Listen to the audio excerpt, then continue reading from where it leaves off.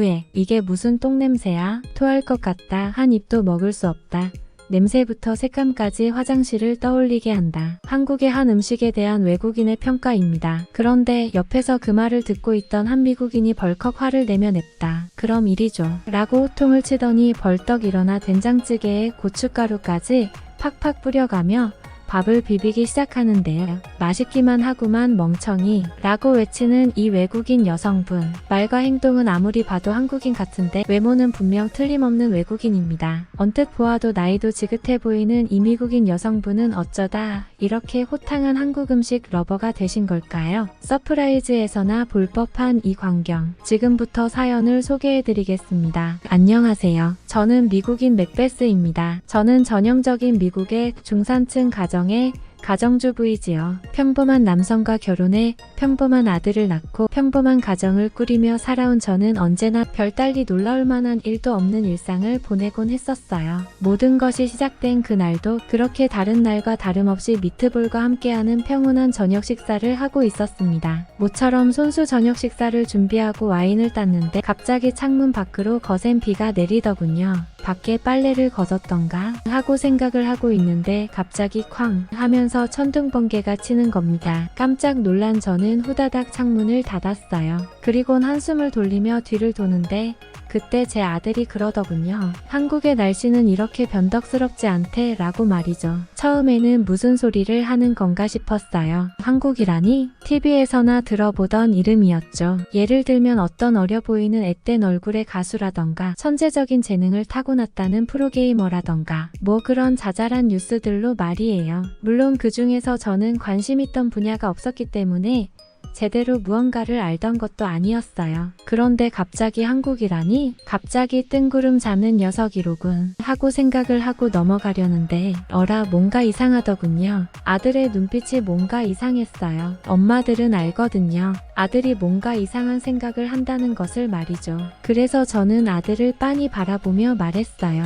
혹시 내게 뭔가 말하고 싶은 게 있니? 하고 말이죠. 그러자 아들이 장난스럽게 씩 웃더군요. 그때 직감했습니다. 이 녀석 사고를 친 게로군. 그 뒤로 이어진 아들의 말은 그동안 아들이 쳐온 사고보다도 훨씬 더 거대한 것이었습니다. 저는 머리에 몽둥이를 한 대 맞은 것만 같은 충격에 휩싸이고 말았죠. 아들이 무려 한국 여자랑 결혼을 한다는 겁니다. 그것도 나이도 한참 어린 녀석이 말이지요. 미국에서 미국 여자와 결혼을 해 자리를 잡는다고 해도 걱정이 될 판국에 뜬금없이 한국이라니요. 연애만 한다고 해도 신기할 판에 갑자기 결혼이라니. 저는 당혹스러움을 감추지 못하고 물었습니다. 도대체 갑자기 무슨 일이니? 하고 말이에요. 아들은 말하더군요. 엄마 내 여자친구가 요리를 엄청 잘해. 세상에 그게 겨우 이유가 된다는 말이야? 정신 차려. 도대체 무슨 생각인 거니 철없게. 하고 말려보았지만 아들로부터 돌아오는 것은 한 장의 종이 티켓뿐이었어요.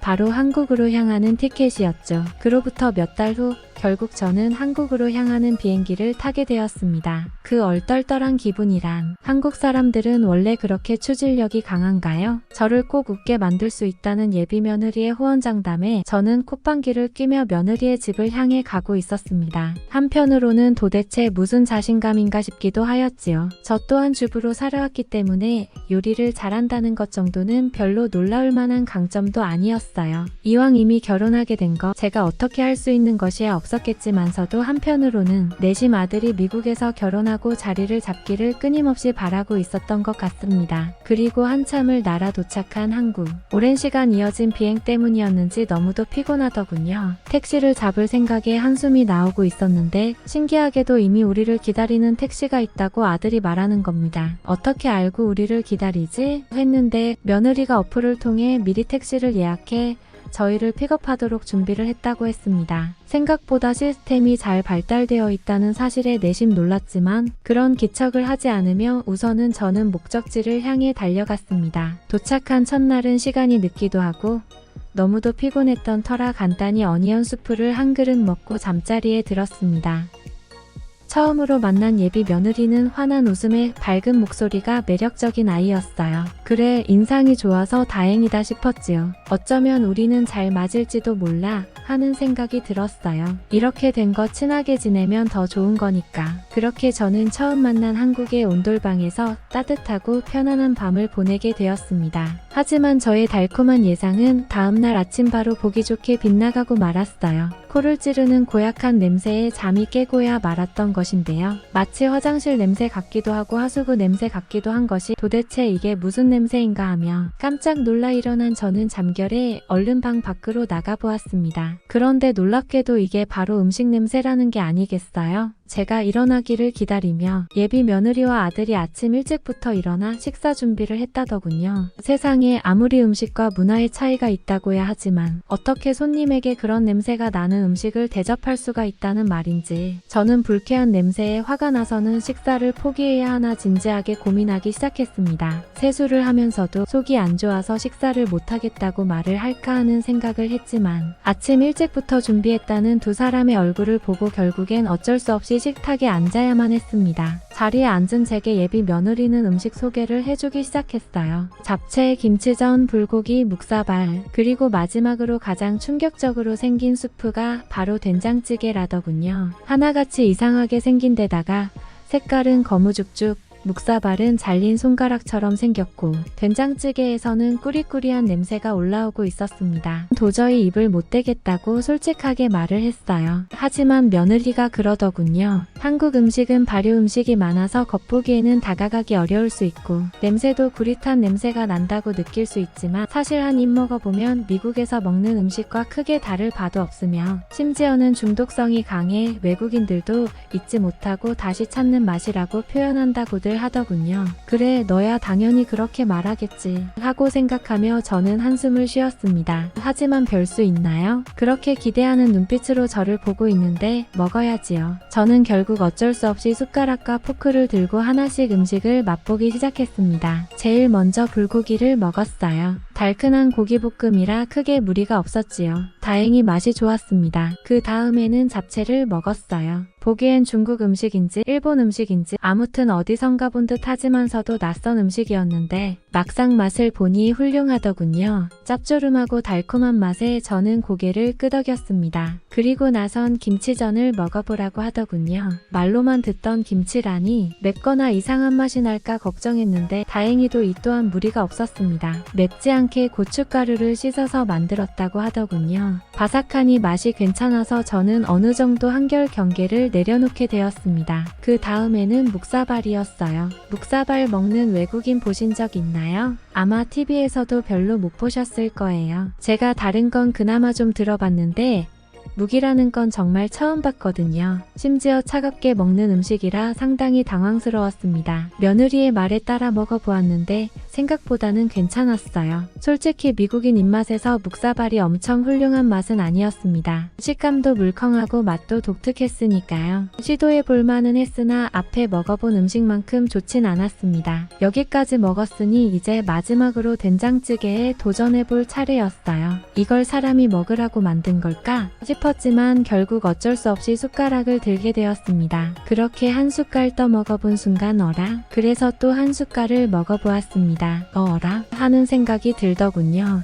묘하게 중독되는 맛, 이게 뭐지? 저는 며느리의 가이드에 따라 쌀밥에 된장찌개를 비벼서 먹어보았습니다. 세상에 이래서 세계 여행을 하는구나 싶더군요. 유레카. 저는 그렇게 그날 에그프라이를 얹은 쌀밥 한 그릇을 된장찌개와 함께 비워내고야 말았습니다. 그렇게 따뜻한 음식으로 배를 채우고 난 후에는 하루 종일 며느리와 함께 시간을 보냈어요. 잠실역에 가서 함께 쇼핑을 하고 아이스크림을 사 먹고 롯데월드에도 갔습니다. 다행히도 평일이라 그런지 사람이 엄청나게 많지는 않았어요. 비록 겁이 많아 다양하게 놀이기구를 타진 못했지만 알아듣지 못하는 말로 저를 겁주려고 드는 신밧들을 보고 있자니 기분이 이상하더군요. 하지만 어딜 가나 친절한 직원들이 있었고 화려하고 아름다운 성이 있었기에 잠시도 지루할 틈이 없었어요. 관심 없이 살아왔지만 지구 반대편인 이 땅에는 이렇게 좋은 사람들이 멋진 공간을 만들며 살아가고 있구나 하는 생각이 들어 감회가 새로웠습니다. 무엇보다 어딜 가나 저를 챙겨주며 다정하게 저를 가이드해주는 예비 며느리가 있었기에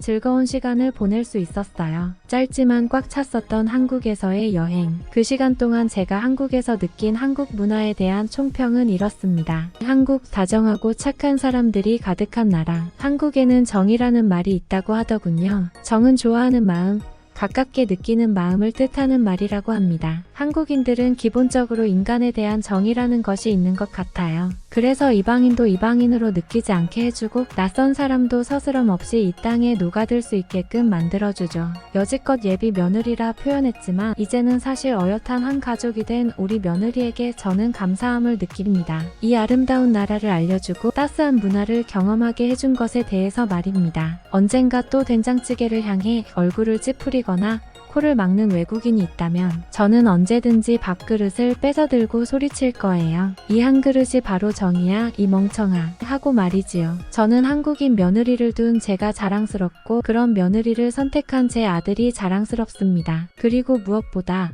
한국에서 건강하게 자라나 제게 새로운 세상을 열어준 제 며느리가 자랑스럽습니다. 라고 사연을 보내오셨네요. 여러분들의 생각은 어떠신가요? 힘이 되는 응원의 메시지를 남겨주시면 사연자분에게 전달해 드리도록 하겠습니다. 저희는 실제 사연 제보를 받고 있습니다. 저희가 전달해 드리는 사연이 시청자분들의 하루에도 작은 힘이 될 수 있었으면 좋겠습니다. 구독과 좋아요, 그리고 알람 설정은 영상 제작에 큰 힘이 됩니다. 오늘도 좋은 하루 되세요. 감사합니다.